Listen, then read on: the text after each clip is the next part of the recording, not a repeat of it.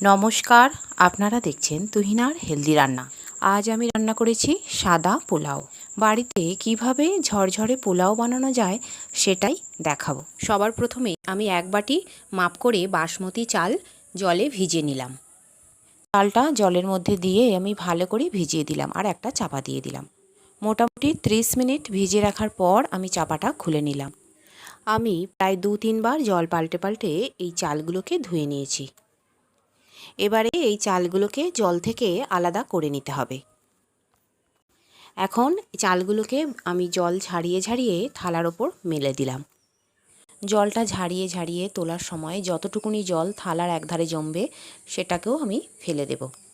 মোটামুটি আধ ঘন্টার মতো এই চালগুলো মেলে রাখলে এইগুলো বেশ ঝরঝরে হয়ে যাবে। এখন গ্যাসে একটা কড়া বসিয়ে দিয়েছি আর তাতে দিয়ে দিলাম সাদা তেল। এবারে তেলটাকে খুন্তি দিয়ে ভালো করে কড়াতে ছড়িয়ে দিতে হবে।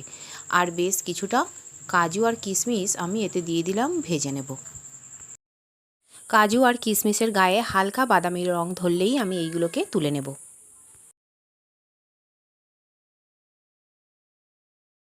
এখন এইগুলো মোটামুটি ভাজা হয়ে গেছে। এবারে আমি এইগুলোকে তুলে রাখবো একটা জায়গায়।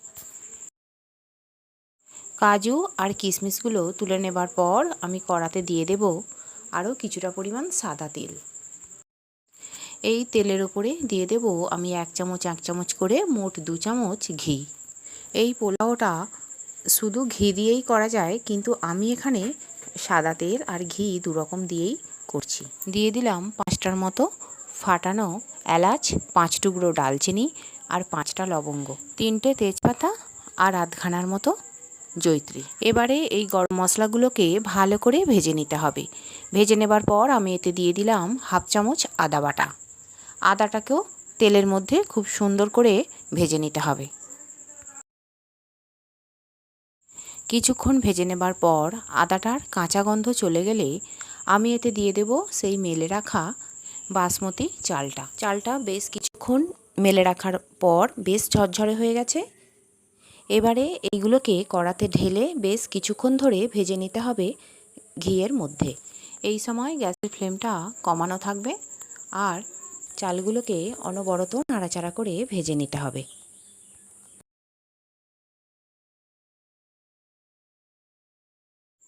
বেশ কিছুক্ষণ সময় ধরে চালটা ভেজে নেবার পর আমি এতে দিয়ে দেব সেই ভেজে রাখা কাজু আর কিশমিশগুলো। এবারে কাজু আর কিশমিশগুলোকে চালের সঙ্গে ভালো করে মিশিয়ে নিতে হবে।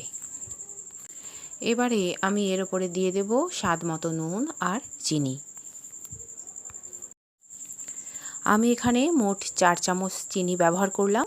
তবে যদি আর একটু মিষ্টি খেতে চান তাহলে কিন্তু আরও 1 চামচ চিনি দেওয়া যেতে পারে। তবে 4 চামচ চিনিতেই কিন্তু এটা যথেষ্ট মিষ্টি হবে। আর পোলাও একটু মিষ্টি মিষ্টি খেতে ভালো লাগে। এবারে ভালো করে এই চিনি আর নুনটাকে মিশিয়ে নিতে হবে। আর তারপর আমি এতে দিয়ে দেব পরিমাণ মতো জল। আমি চাল নিয়েছিলাম 1 বাটি, আর এবারে সেই বাটিটার মাপ করেই 2 বাটি জল দেব। 1 বাটি চালের জন্য 2 বাটি জলই এখানে যথেষ্ট। এইভাবে মাপ করে যদি জল দেওয়া যায় তাহলে কিন্তু পোলাও একদম ঝরঝরে হবে, একটার সঙ্গে একটা মোটেও জড়িয়ে যাবে না। তাই ঝরঝরে পোলাওর জন্য কিন্তু চালটা নেবার সময় অবশ্যই মাপ করে নিতে হবে।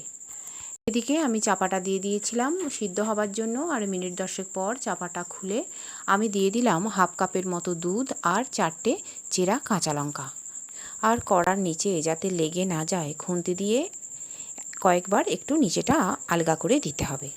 আবারও আমি চাপাটা দিয়ে দিলাম। এবারে 5 মিনিট পর চাপাটা খুলে নিয়ে আমি দেখে নেব যে পোলাওটা কত দূর হয়েছে। পোলাও আমার একদম রেডি। এবারে আমি খুন্তি দিয়ে ভালো করে নাড়াচাড়া করে নেব। মিনিট 2-এর জন্য একদমই লো ফ্লেমে পোলাওটাকে ভালো করে একটু নাড়াচাড়া করে নিতে হবে। এতে করে আরও ঝরঝরে হয়ে যাবে। বন্ধুরা, যদি কোনো স্পেশাল দিনে বা বাড়িতে কোনো যদি গেস্ট আসে অথবা নিজেদেরও ভালো কিছু খেতে ইচ্ছা করলে তখন এইভাবে একেবারে সহজ উপায়ে আমারই মতো সাদা পোলাও বানালে আর এর সঙ্গে একটু চিকেন থাকলে খাওয়াটা একদম জমে যাবে। আর বন্ধুরা, আমার রান্না যদি ভালো লেগে থাকে আর যদি নতুন নতুন ঘরোয়া অথচ সুস্বাদু রান্নার রেসিপি পেতে চান, তাহলে আমার চ্যানেলটিকে সাবস্ক্রাইব করুন আর পাশে থাকা ঘন্টাটি বাজিয়ে দিন। আর লাইক, শেয়ার, কমেন্ট করতে কিন্তু একদম ভুলবেন না। তৈরি হয়ে গেল আমার দুর্দান্ত স্বাদের সাদা পোলাও। আর আমার রান্নাটি দেখার জন্য সকল বন্ধুদের জানাই ধন্যবাদ। ভালো থাকবেন।